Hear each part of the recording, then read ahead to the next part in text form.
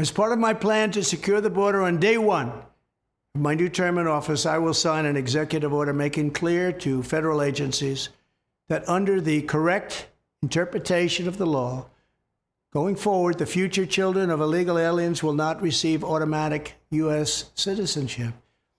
It's things like this that bring millions of people to our country, and they enter our country illegally. As part of my plan to secure... That's wild. That's super, super wild. So that's Trump's plan to declare national emergency to send back illegal immigrants, to deport massively illegal immigrants from the United States. And he plans to use the military for mass deportation. So that's his plan, that's his statement for the next 4 years. So let's see what the new borders are from Trump. Tom did to deal with the illegal migrant crisis, and we will see exactly how we deal with this. Apparently, he plans to use the military and declare national emergency to deport millions of people every single year. So, at least 1 million a year, he says, so which means within 4 years, he would deport 4 million people, targeting criminals first. People under investigation and public safety threats. Okay.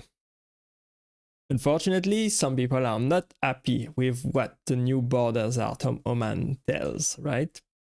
And has been subject to many threats recently. So let's hear exactly what he means. Borders are, Tom Homan tells us that he has been the target of death threats since taking on, accepting the new role under President-elect Trump. He joins us now. Tom, couple of things. Not had the chance to congratulate you on your appointment, your nomination. So my heartfelt congratulations to you. Second of all, I'm so sorry to hear that you and your family are going through this. What's your preliminary response to hearing that it's not unique to you? Other senior incoming officials are also facing threats today. Well, first of all, I appreciate what Nicole just said, but I'll be honest with you, I have not taken it serious up to this point. Now that I know what's happening in the last 24 hours, I will take it a little more serious. Okay. But look, I've been dealing with this when I was the ICE director in the first administration. I had numerous death threats. I had a security detail with me all the time. Even after I retired, the death threats continued. And even after I retired as ICE director, I had U.S. Marshals protection for a long time. Yeah, that makes sense. He's been working in the law enforcement for many years, so that totally makes sense that he would be prepared to such threats, and he would take them at first not that seriously, because it's been the case for many years for him. To protect me and my family. And what doesn't help is all the negative press around the president and people he's putting in his cabinet. Me, I'm not in the cabinet, but, you know, I've read numerous hit pieces on me. You know, I'm a racist, and, you know, I'm the father of family separation, all this other stuff. So the hate media doesn't help at all, because there are some nuts out there that will take advantage. So that doesn't help. And I thought we're beyond that after the election's over, that we're going to get beyond that. But, you know, I will now start taking a little more serious after I just heard what's happened the last 24 hours. Up to that point, I was the attitude that if I'm not home, my family's not home. And they're not home right now, but when I return home, I'm going to bring them home. But I was of the attitude lately that if you want some, come get some. Because, you know, I've been through as many. If you want some, come get some. Wow, that's strong words right here from Tom Homan.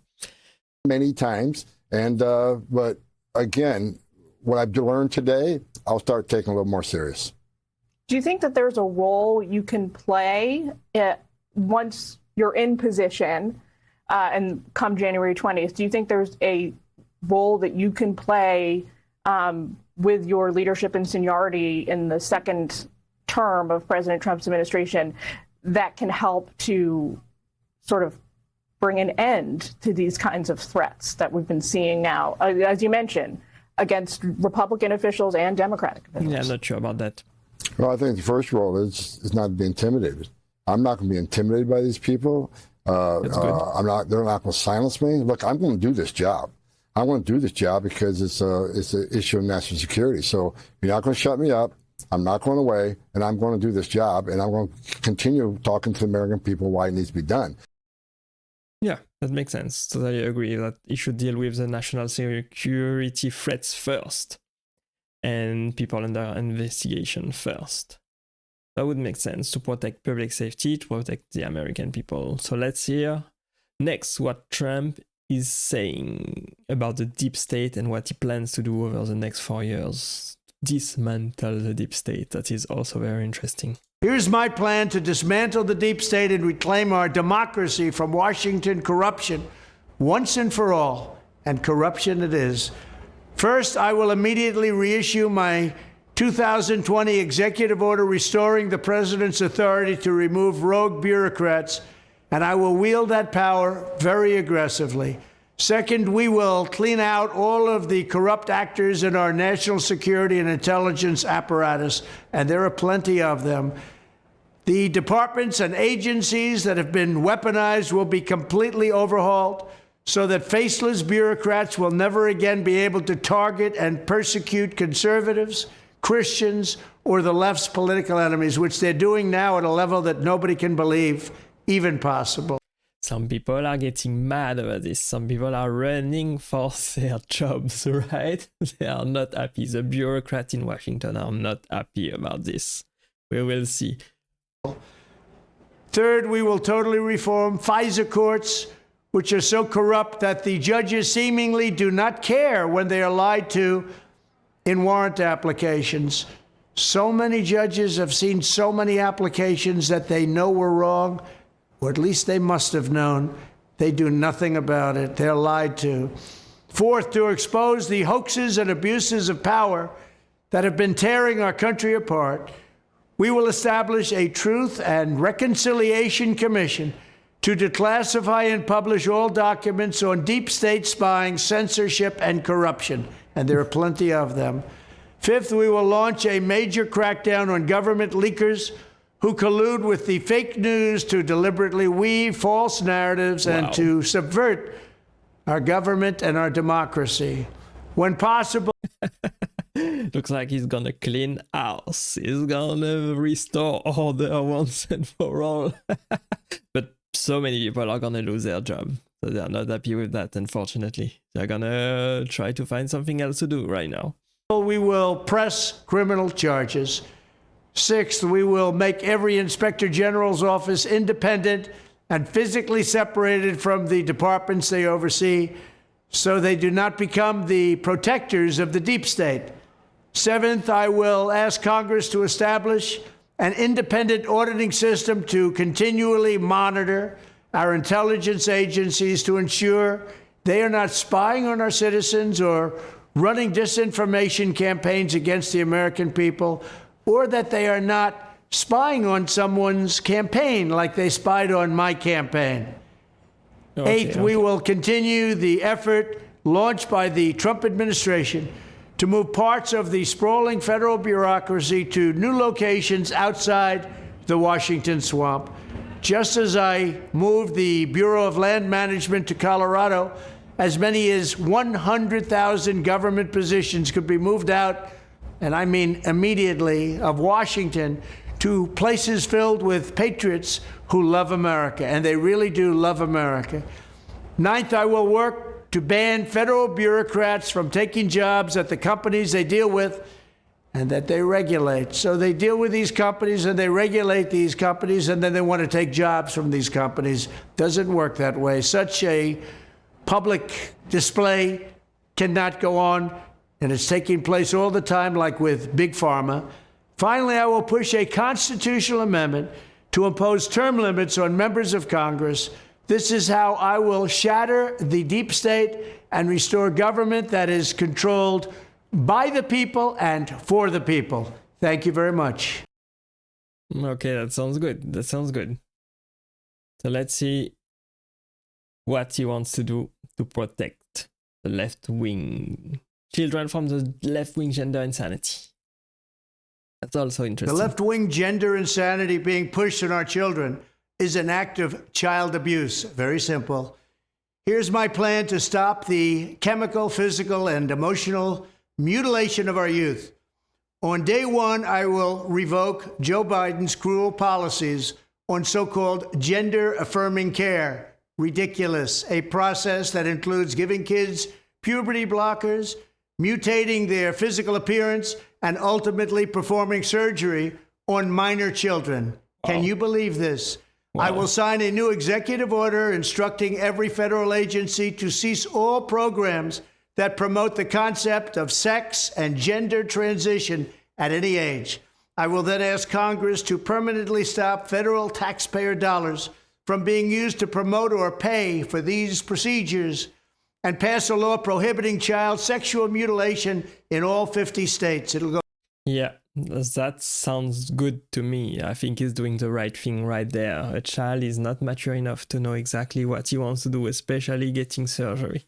I think the parents should be held responsible for these mutilations. I think he's doing the right thing there to protect the youth of his country.